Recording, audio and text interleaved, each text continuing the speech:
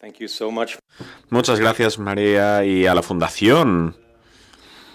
Y bueno, como muestra de gratitud por su invitación y el maravilloso programa que han preparado, me gustaría decir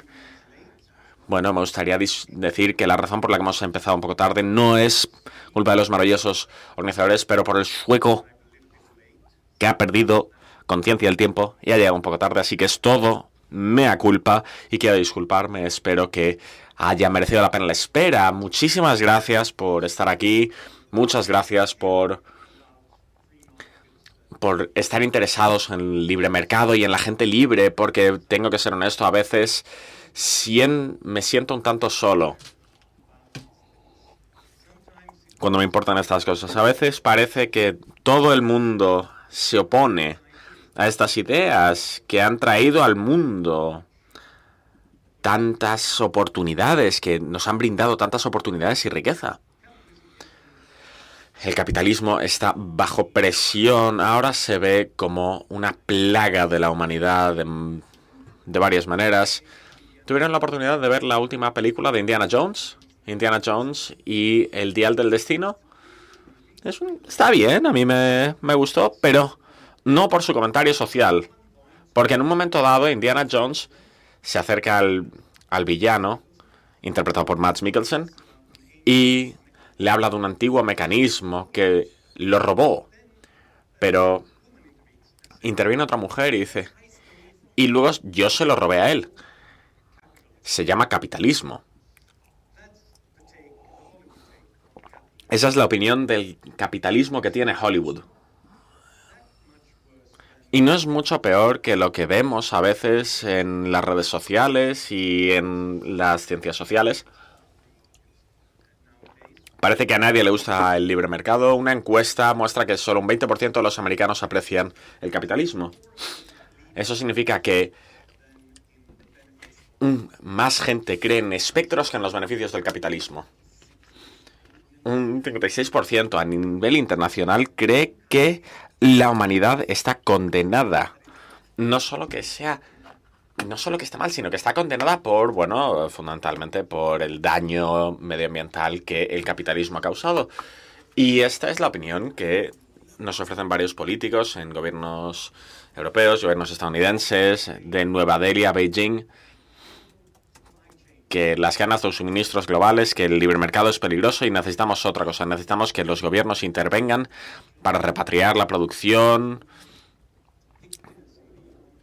para echar abajo a los ganadores tecnológicos y económicos y ofrecer subsidios para asegurarse que los trabajos se queden con nosotros. Así que no es ideal. Y ahora también nos viene también de la mano derecha. Hace poco presenté mi libro en Washington, D.C. y mi oponente dijo que no lo entiende. El libre mercado y el capitalismo han beneficiado solo a los ricos. La desigualdad está aumentando y las grandes compañías están apropiándose del planeta. Y ahora necesitamos mayor intervención y una política industrial, más proteccionismo y un estado de bienestar más potente con mejores salarios. Así que están diciendo básicamente lo mismo que la gente de izquierdas dice tradicionalmente, pero este hombre estaba a la derecha de la política. Era del think tank, el American Compass, la brújula americana, un think tank conservador, trumpista incluso. Y la sensación que me lleva es que el problema con nuestras ideas, con la actitud liberal clásica hacia el mundo y hacia la economía, es que creen que no debiéramos hacer nada, que no hay que hacer nada, que esa es nuestra política. Ese es el mensaje que yo me llevé. Si algo sale mal en el mundo, si algo fracasa, si hay un problema fundamental, entonces nuestra respuesta es no hacer nada. Y, por supuesto, eso no suena muy tentador. ¿Cuál es nuestra solución al problema? Nada. Parece que nos hemos rendido.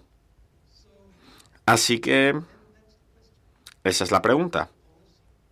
Esa es la política, es el caso que el capitalismo ha fracasado, lo que digo ahora desde la izquierda, desde la derecha, desde el lado medioambientalista. Ese es el mensaje, que el capitalismo global ha fracasado. Y la nueva ideología de pronto es tachar de malvados a los que producen y ofrecer becas a aquellos que no producen. Las quejas son una divisa y con esa no divisa hay mucha riqueza ahí. Yo me pregunto si esta narrativa es cierta. Yo escribí este libro porque no creo que lo sea. ¿Qué tal le va al capitalismo? Bueno, es como responden los economistas cuando les preguntas qué tal están los niños. Y la pregunta es, ¿comparado con qué? Y esa es la pregunta. ¿Qué tal le va al capitalismo comparado con qué? Porque hay alternativas. ¿Y qué tal les ha ido? Lo estudiaremos.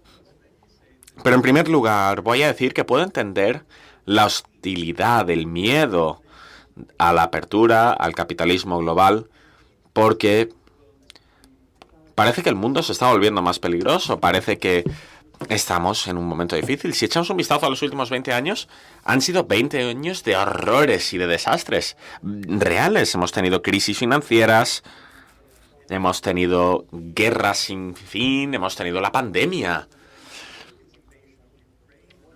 luego la invasión de Ucrania por parte de Putin, ahora la inflación y la espiral de tipos de interés que parece no acabar, así que han sido 20 años terribles y entiendo por qué la apertura y la innovación, la experimentación no suena tan emocionante. Parece que necesitamos a alguien que nos proteja, un hombre fuerte, algún gobierno que nos coja de la mano y nos diga qué hacer. Pero lo más interesante aquí es que estos 20 terribles años también han sido los mejores 20 años en toda la historia de la humanidad. A pesar de los horrores, que lo son, si estudiamos los indicadores objetivos de los estándares de vida, vemos que nunca han mejorado tanto como han mejorado en las últimas 2 décadas. Si intentamos medir, por ejemplo, la riqueza mundial, la media de ingresos, y lo hacemos estudiando el PIB per cápita, bueno, pues vemos que más o menos la tercera parte, casi la tercera parte de toda la riqueza que el hombre haya conseguido a lo largo de su historia se ha creado en estos últimos 20 años. La pobreza extrema ha ido a menos por 130.000 personas cada uno de los días que han pasado en los últimos 20 años. La mortalidad infantil se ha quedado en la mitad, o sea que el año pasado 4 millones murieron menos que en el 2002, es decir, en el 2002 4 millones más. Y luego también las hambrunas. Vemos que los problemas de la nutrición han ido también a muchísimo menos. Así que parece que sí hay horrores, pero vamos bien. Y parece curioso, ¿no? No es lo que hubiéramos esperado. Si alguien hace 20 años nos hubiera dicho que iba a haber guerras, que iba a haber luchas geopolíticas, que iba a haber crisis financieras globales y una pandemia que ha matado a millones de personas y que ha parado al mundo, yo creo que todos hubiéramos pensado que vivíamos en un mundo postapocalíptico, es decir, Mad Max, ¿no? En nuestras vidas. Pero hemos conseguido superarlo, de alguna forma. Es curioso, es raro. No es que lo tuviéramos todo previsto. Nadie nos dijo, esto es lo que hacer, así tenemos que actuar. Me recuerda a algo que me acaban de comentar, me han contado acerca de Mario Puzo, el famoso escritor, ¿verdad? El autor de las novelas El Padrino y que también las adaptó para la pantalla grande. Bueno, tuvo éxito, las películas tuvieron mucho éxito y a él, de hecho, pues le dieron el Oscar por los guiones. Bueno, una vez hecho esto, él dijo, bueno, en algún momento voy a tener que aprender a escribir guiones, porque él no tenía formación, no sabía cómo hacerlo. Así que se compró un libro, Cómo escribir para las películas. Y en el primer capítulo lo que decía es, lo primero que tienes que saber antes de empezar a pensar en un guión es ver las películas del Padrino, porque esos son los mejores guiones. Así que él no tenía un plan. Él no no tenía a nadie que estuviera a su lado diciéndole haz esto, haz lo otro, pero así pasito a pasito, improvisando, adaptándose a los desafíos y a las dificultades tal y como iban surgiendo, consiguió alumbrar la mejor película jamás hecha. Y esto es lo que hace el ser humano, esto es lo que hacemos siempre. No habíamos previsto nada de lo que ha sucedido en estos últimos 20 años. Y por eso funcionó, porque millones de personas han podido adaptarse a los nuevos desafíos, han podido mirar al mundo, observar el mundo desde su punto de vista, con su creatividad, para ver las mejores soluciones que se les podían ocurrir para resolver todos estos problemas. No había un plan, uno no, había millones de planes. Y esto es lo que nos salvó. Y por esto, estos desastres fueron menos desastrosos de lo que podían haber sido. Veamos la pandemia. Cuando empieza la pandemia, cuando se cierra el mundo, yo, desde luego, empecé a comprar como loco, ¿no? Papel higiénico, latas de comida, porque yo pensé, a ver, si se acaba el mundo, pues tengo que tener comida, ¿no? Tendré que poder alimentar a mi familia. Y de pronto empecé a pensar, qué vergüenza, porque en poquísimo tiempo los supermercados estaban repletos de artículos. ¿Qué había sucedido? Pues había sucedido que miles de negocios, de agricultores, de comerciantes, vieron lo que estaba pasando y vieron las señales de los precios que hablaban de carencias, de nuevas oportunidades en algunos sitios y en otros también, y a pesar del impacto tremendo, de pronto todo el sector de la restauración europeo se cerró y muchas personas acaparaban. ¿Cómo resolverlo? Bueno, pues los expertos empezaron a pensar y hacer, y los expertos no son los que están en un sitio específico para pensar, ¿no? Es la gente que de verdad está en la vida, gente que empieza a pensar, si nos faltan los recursos, ¿qué podemos hacer para fabricar, para producir de otra manera mejor? Si de pronto desaparece la mano de obra, ¿qué hacemos con los que aparecen y vienen a trabajar? Y si de pronto nos vemos en una situación en la que los gobiernos cortan fronteras, cierran fronteras, ¿cómo podemos reorganizar la entrega de bienes para que todo funcione? Lo más increíble es que los negocios consiguieron reconstruir las cadenas de aprovisionamiento en tiempo real. Como decía Henri David Thoreau, el gran escritor, el gran poeta hace siglo y medio, decía, parece que el comercio está hecho de algo elástico, porque consiguen superar los obstáculos. Fue fantástico el logro y no dedicamos ni un minuto a pensar en lo que estábamos haciendo porque sencillamente la cosa funcionó, tal y como funciona cuando los empresarios se dedican día y noche a reconstruir las cadenas de aprovisionamiento. Y luego Putin invade Ucrania y vuelta al principio, porque al principio de la guerra, cuando uno de los grandes exportadores de alimentos invadió a otro gran exportador de alimentos, muchas personas pensaron, bueno, pues vamos a ver hambrunas porque van a subir los precios y no nos va a quedar nada de lo que nos tiene que quedar. Fuentes energéticas porque Rusia controla el gas natural.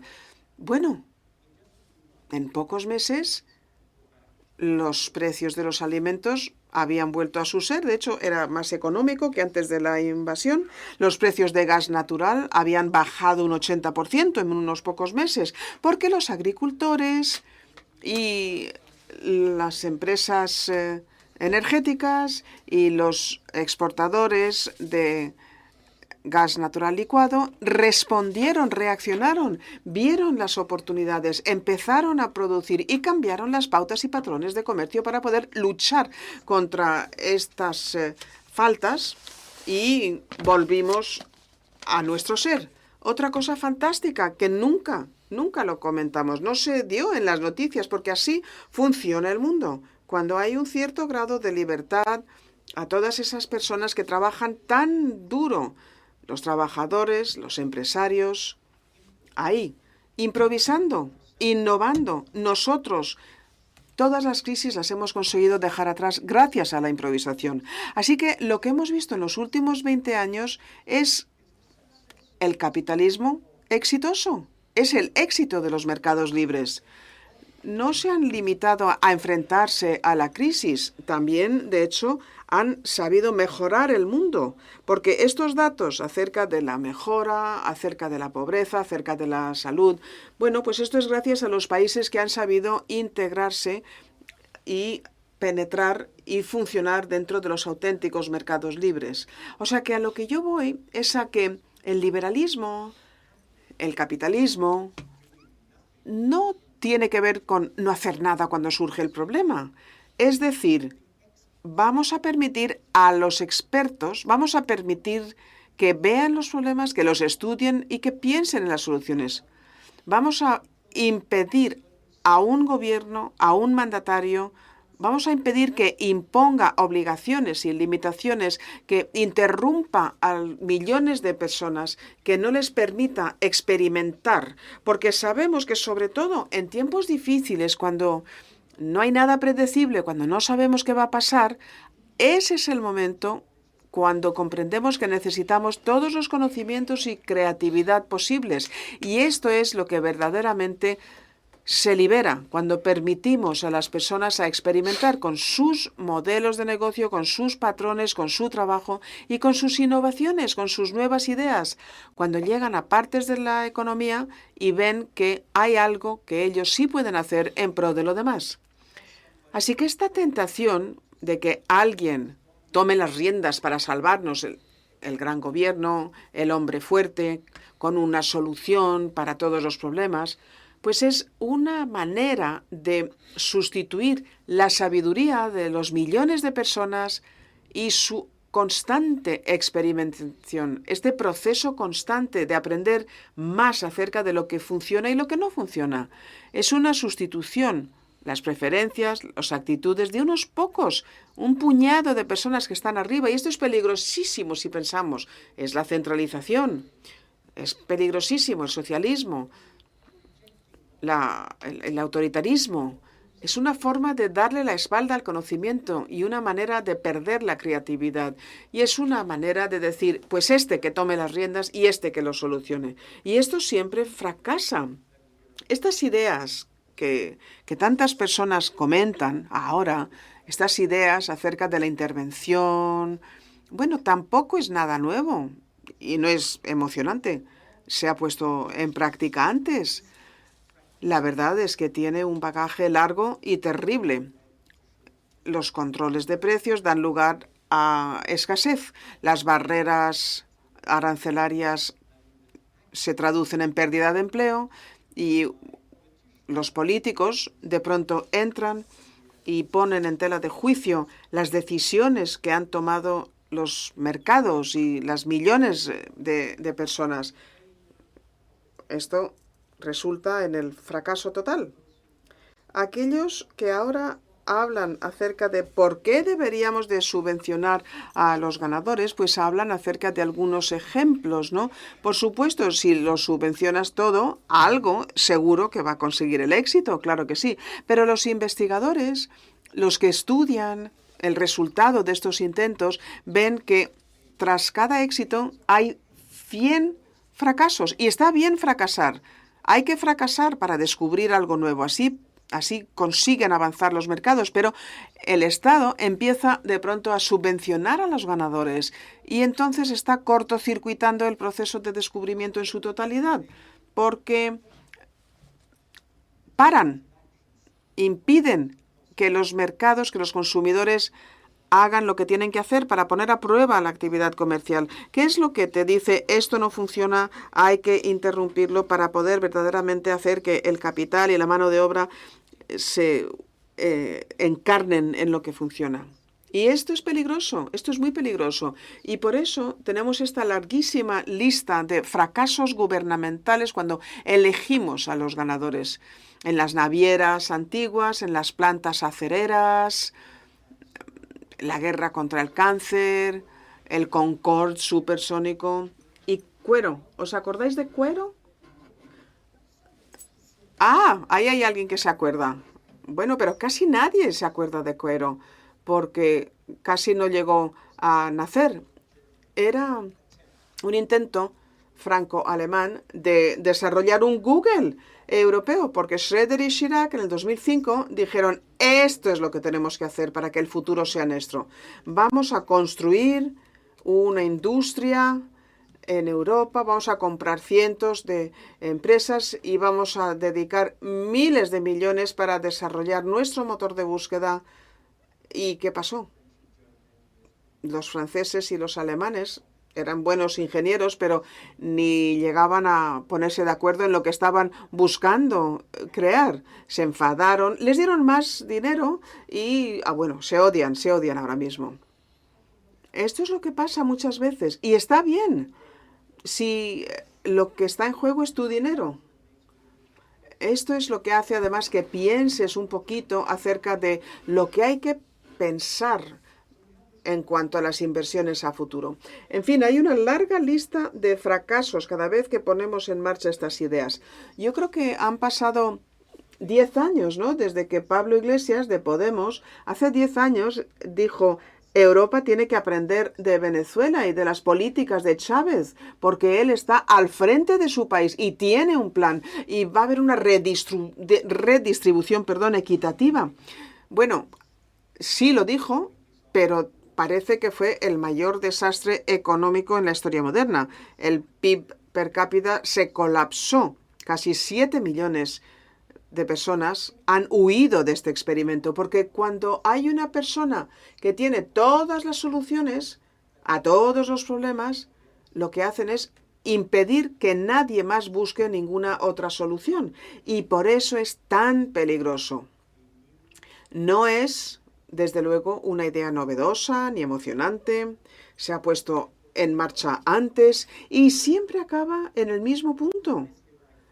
Es como la historia, no sé si saben, este pobre prisionero brasileño que cavó un túnel, ¿no? Durante 5 años estuvo ahí arañando y apareció en el cuarto de los guardas, en el cuarto de los celadores. O sea que sí, salió de la cárcel, pero llegó con los celadores. Esto es lo que sucede. Una y otra vez, cuando lo intentan, una y otra vez, acabamos siempre, aunque tengamos un plan quinquenal fantástico, siempre vamos a acabar en el lugar donde no queremos estar. Así funciona. Y por eso es tan peligroso y por eso también tenemos que defender la idea contraria. Yo creo que la mayoría de las personas que quieren un arreglo rápido, una solución rápida, yo creo que lo que no acaban de entender es que es difícil innovar, es difícil crear riqueza. Es como si creyeran que los negocios simplemente saben imprimir dinero. Les parece tan sencillo, sí, le parece sencillo a aquellos que han tenido éxito con sus objetivos de negocio, pero nunca se dan cuenta a todos aquellos que fracasan y todo el trabajo que les llevó llegar hasta ahí, pero parece sencillo, así que ¿por qué no apretamos ese botón y creamos más riqueza? Vamos a subvencionarles y no, así no es como funciona.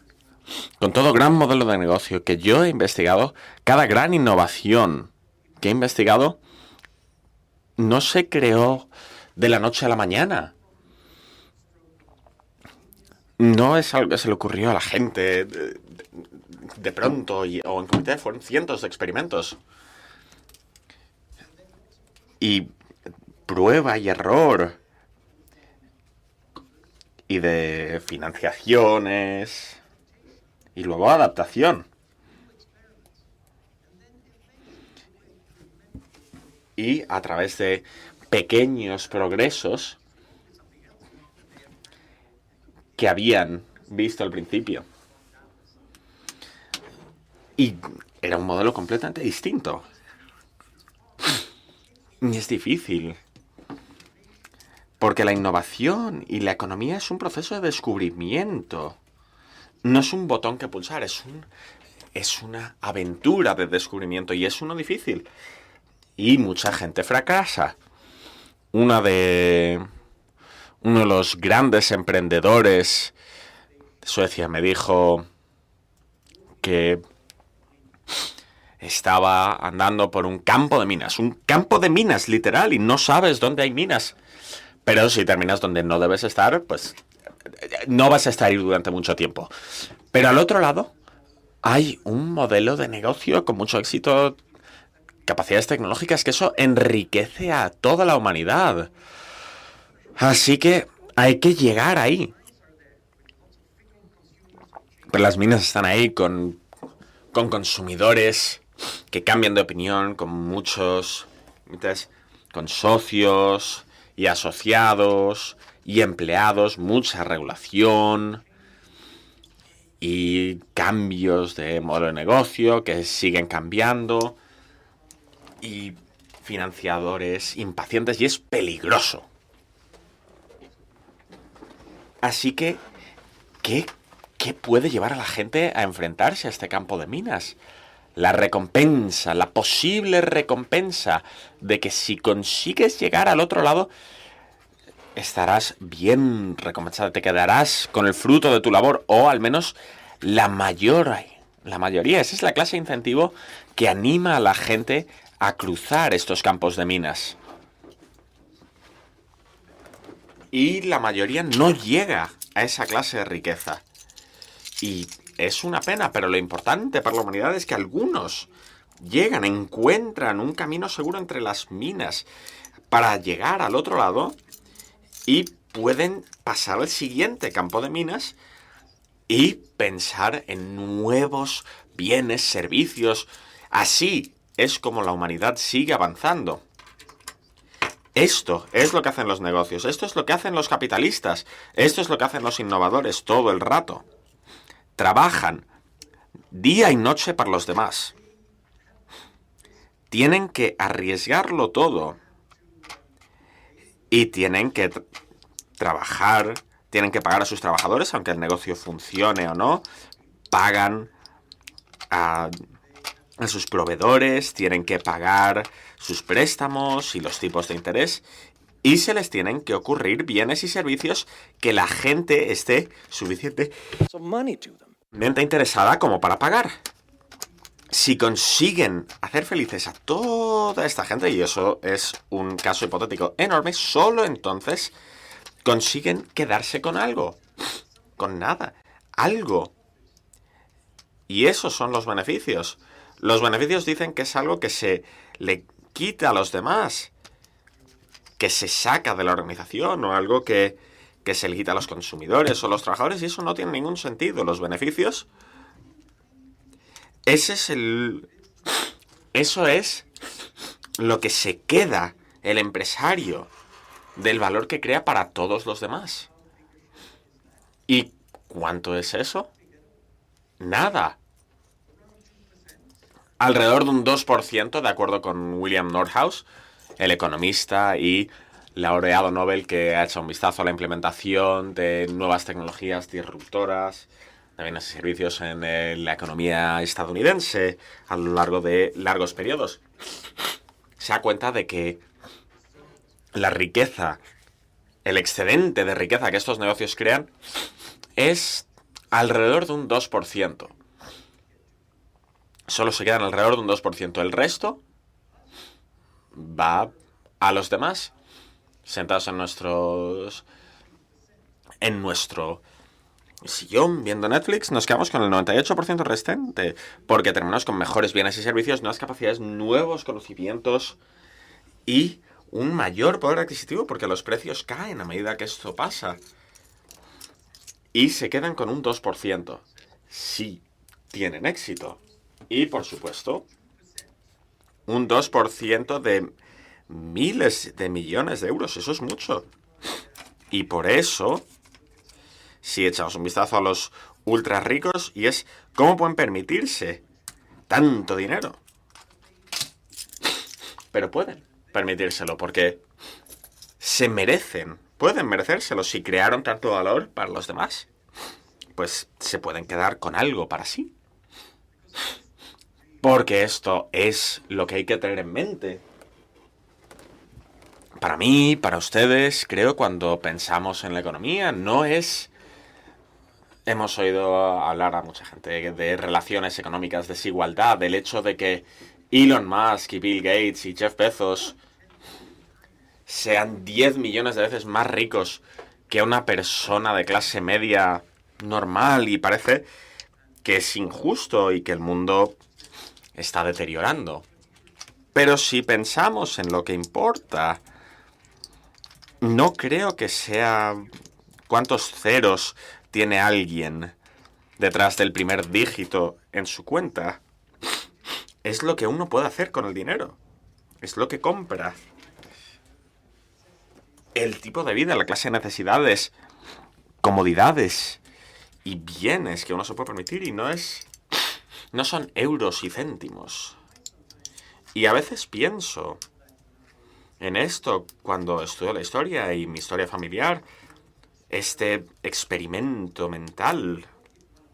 ¿Y si uno de sus ancestros de hace 200 años pudiera encontrar una máquina del tiempo y venir a nuestra era, a día de hoy? Así que, pues, sus abuelos, su retatarabuelo viene y ve nuestro mundo. No cualquier parte, sino el hogar de uno de estos supermillonarios. Digamos que termina en casa de Bill Gates. Y ve toda esta riqueza. ¿Qué es lo que más le sorprendería a esta persona? ¿Qué es lo que más le impresionaría? Yo creo, y por favor, piensen en esto por su cuenta y digan si se les ocurre, yo creo que serían cosas como el hecho de que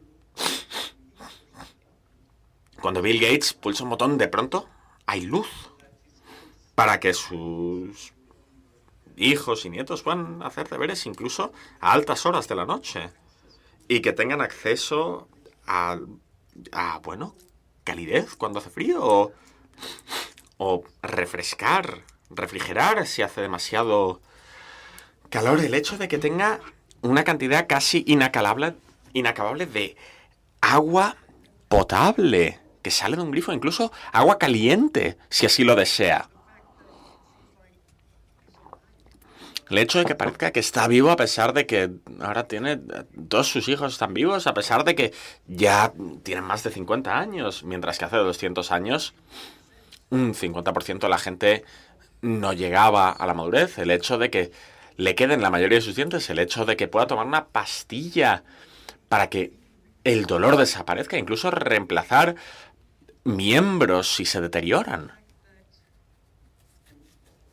Y bueno, podríamos seguir y seguir y seguir.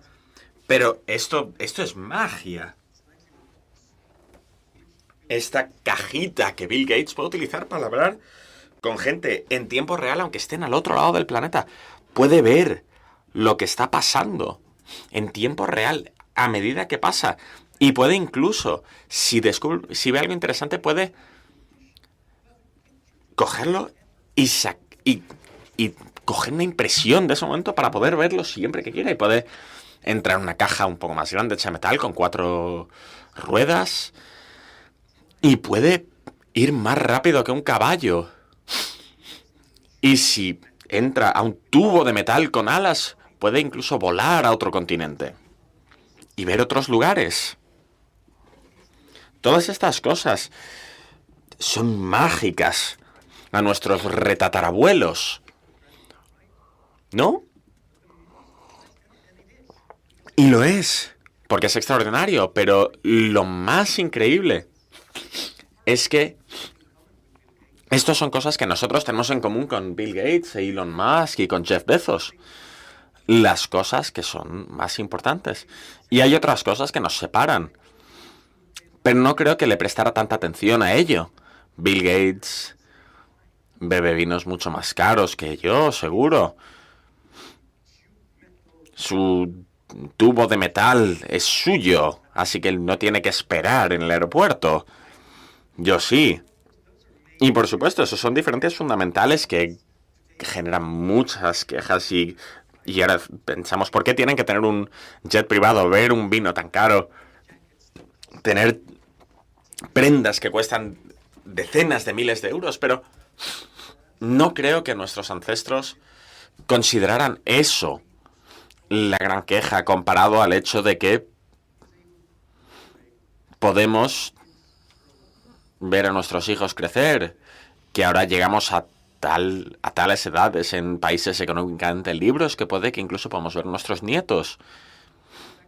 Y el hecho de que tengamos agua, no tenemos que pensar de dónde viene el dinero, en la comida al día siguiente. En todos estos casos, todas estas cosas que hacen que la vida sea mejor y más cómoda, todas estas cosas, me atrevería a decir, están distribuidas de una manera más igualitaria que en cualquier momento de la historia. Así que no vivimos en una edad desigual, vivimos en la era más igualitaria, independientemente de los miles de millones que tengan en sus cuentas bancarias o en la bolsa, porque eso no es lo que nos importa. Y no es lo que le habría importado a nuestros antepasados. ¿Y por qué es tan igualitaria la vida ahora comparada a otras eras? Bueno, la razón más sencilla es por esos capitalistas. Es por todos esos emprendedores e innovadores y el hecho de que se les haya permitido convertirse en mega ricos al transformar los lujos, tecnologías de lujo que eran solo para los más ricos hace unas pocas generaciones, en necesidades que casi todo el mundo puede permitirse en los países industrializados. Y ganan miles de millones. Y eso es maravilloso, porque eso quiere decir que han encontrado una manera de atravesar el campo de minas y quedarse con un 2% de la enorme riqueza que han compartido con todos nosotros.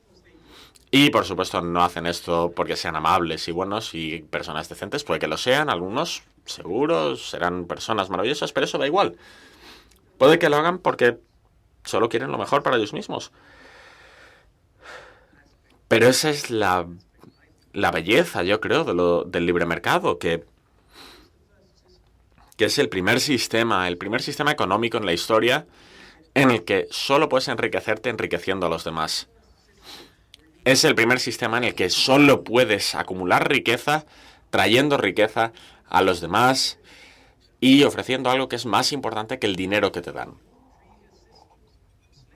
Entonces, los sistemas anteriores, en el feudalismo, en la esclavitud, el socialismo, fascismo, siempre la manera de acumular riqueza era robando a los demás, a través de sumisión y conquista. El capitalismo es el primer sistema en el que los ricos solo se han enriquecido ofreciendo algo a la gente, diciendo, ¿mejorará esto tu vida hasta tal punto que quieras pagarme? Y eso es un sistema precioso y altamente moral que reconoce la dignidad de todos y cada uno de nosotros porque nos da el derecho de irnos a otro sitio y solo participar en acuerdos si todos creemos que nuestra vida será mejor, que si no llegáramos a estos acuerdos y por eso tenemos estos dobles de gracias en el supermercado y cuando estrechas la mano o pagamos, tú dices gracias y ellos dicen gracias.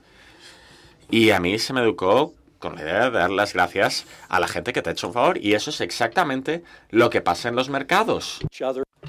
Nosotros nos hacemos favores los unos a los otros de manera constante y así nos enriquecemos todos y creamos una sociedad más rica y más dinámica con más riqueza para todos los demás. Así que aquí no estamos con Indiana Jones. No es que yo lo robé y luego tú me lo robaste y se lo vendimos a otro. No, así no es el capitalismo. Muy al contrario. Es otra cosa distinta. Es el primer sistema que no se basa en robar, en arrebatar a los demás, sino más bien en crear y recrear. Por eso es un sistema altamente moral. Pero no es un sistema popular. Lo empecé a señalar antes. Parece a menudo ser peligroso y poco predecible porque se basa en la libertad y no sabemos qué es lo que van a crear ahora. No hay certidumbre, no sabemos qué es lo que va a pasar, qué está a la vuelta de la esquina. cualquier político intervencionista va a poder explicar que, bueno, vamos a estar más seguros porque te garantizo lo que va a suceder, pero no sabemos si las personas pueden tomar sus decisiones. Y por eso, cuando parece que el mundo es un lugar peligroso, no es suficiente. No es suficiente hablar de libertad, de exploración y confiar en que a las personas se les ocurran cosas mejores. No, sentimos esta necesidad de buscar a alguien que se va a encargar, que nos va a proteger, que nos va a salvar. Pero hemos visto a dónde lleva esto. Lo hemos visto antes, muchas veces. Y es una manera de sustituir el conocimiento con la preferencia de otra persona. Es una locura repetir lo mismo una y otra vez y esperar un resultado distinto. Bueno, si pensamos en el proteccionismo de Trump, si pensamos en Pedro Sánchez y todo lo que dice, pues estamos un poco en lo mismo, ¿no? Y pensamos que el final va a ser un desastre, se va a acabar el dinero ajeno. Y por eso siempre es un error. Y siempre me recuerdan, todos estos políticos, todos los populistas, me recuerdan a otros que han dicho, yo lo voy a arreglar todo, en cascada, de arriba a abajo. Me recuerda la historia esta de la entrevista de trabajo. Entra un joven a una entrevista de trabajo, ven su currículum y le dicen, aquí pones que se te dan bien las matemáticas, eres rápido en el cálculo. Sí, lo soy. Bueno, entonces, ¿qué es 16 por 17? Y dice, 42. Y dice, no, ni por asomo. No, pero fui rápido. No di en el clavo, pero lo dije muy rápido. Bueno, esto es exactamente lo que sucede cuando los populistas y los socialistas dicen que lo van a resolver rápidamente. No son pacientes, no están dispuestos a poner a prueba, la prueba y el error, los experimentos, personas que intentan resolver. No, ellos dicen, vamos allá, atravesemos, conseguiremos. Bueno, atraviesas el campo minado y acabas reventado. Así que vamos a ser más realistas, y no vamos a intentar resolver los problemas matemáticos rápidamente. Esta es mi idea. Así que mi idea es esta. Procapitalistas del mundo, unamos fuerzas. No vamos a perder nada. Que se acabe esta normativa contraproducente, estos impuestos excesivos, estos aranceles excesivos. Tenemos un mundo que va a ser el nuestro. Muchísimas gracias.